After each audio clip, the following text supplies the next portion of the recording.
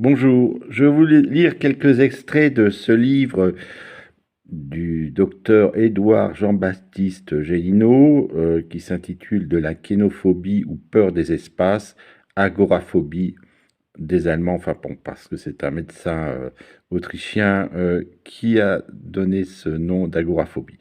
Le livre date de 1880. Je vais lire quelques extraits de patients. Il court de roche en roche avec une tranquillité parfaite, pourvu qu'il existe au pied de cette roche soit une saillie, soit un pli de terrain propre à fixer le regard. Que la saillie ou le pli de terrain soit disposé même en plan incliné, cela suffit pour entretenir la sécurité. Une saillie quelconque rassure l'œil pour me servir de l'expression de la personne dont il s'agit. Or l'œil étant rassuré, l'esprit est calme et la possession de soi-même reste intacte.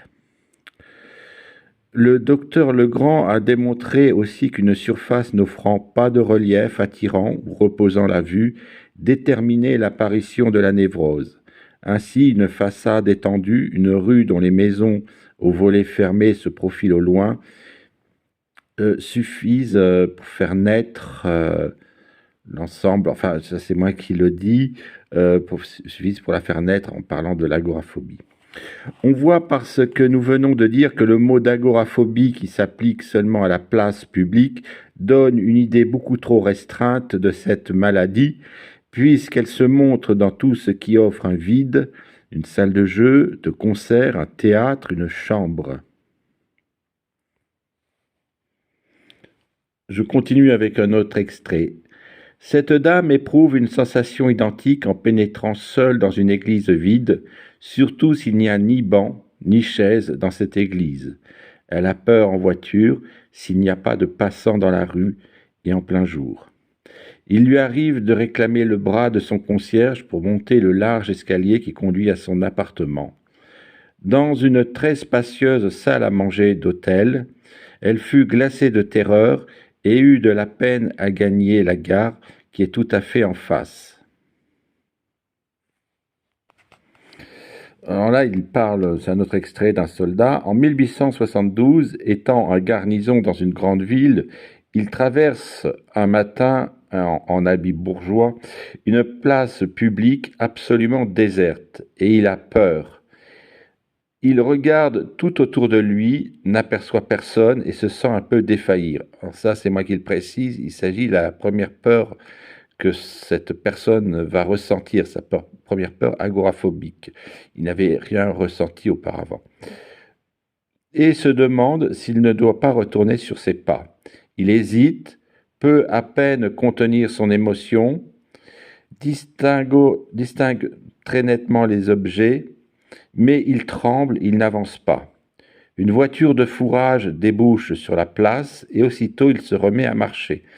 Je fais de nouveau une petite aparté, voilà, c'est-à-dire que on comprend que la voiture de fourrage vient masquer, en tous les cas, combler la place et quelque part cache la vue.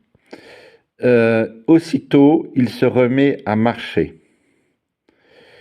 Une fois entré dans une rue étroite, il est à l'aise.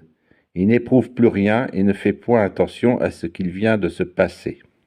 Bon, alors ce petit livre recueille de nombreux témoignages qui vont tous dans le sens de la définition première de l'agoraphobie, ou kénophobie, comme le propose cet auteur. Voilà, après, il y a beaucoup de témoignages. Après, bon, il y a des considérations qui datent vraiment du 19e siècle, euh, qui sont plus que surannées, on va dire, qui sont très datées.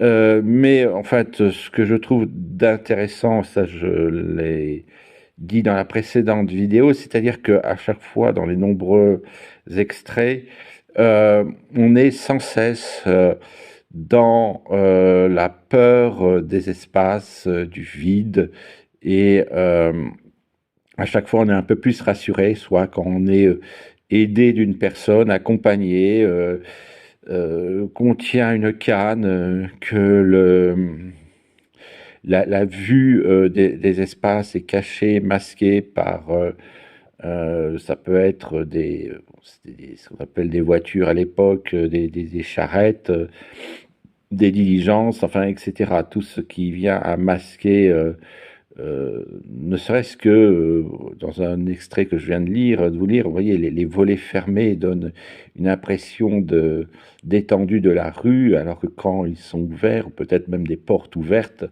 euh, ça fait des coins, des recoins où se mettre et qui reposent.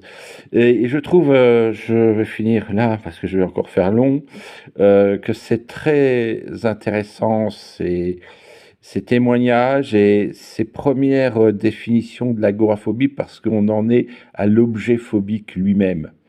Et ce que je ne trouve plus maintenant dans de nombreux ouvrages, c'est-à-dire que l'objet phobique, il a disparu. L'agoraphobe aujourd'hui, c'est quelqu'un qui a des troubles paniques, on ne sait pas pourquoi, on ne sait pas de quoi, qui a peur de ces troubles paniques, qui a peur d'en refaire, et comme il en refait, il a peur d'en faire, etc. C'est-à-dire que c'est une phobie aujourd'hui qui est devenue sans objet de phobie. Revenir 180 ans, peut-être pas 180 ans, mais 150 ans en arrière, fait que finalement, dans ces premiers ouvrages, on retrouve l'objet même de la phobie. Euh, Ça me rassure un petit peu par rapport à mes dernières lectures d'ouvrages contemporains, où je ne suis pas pleinement satisfait. Voilà, je vais terminer là la présentation qui fait suite à la vidéo précédente. Je vous salue. Quand on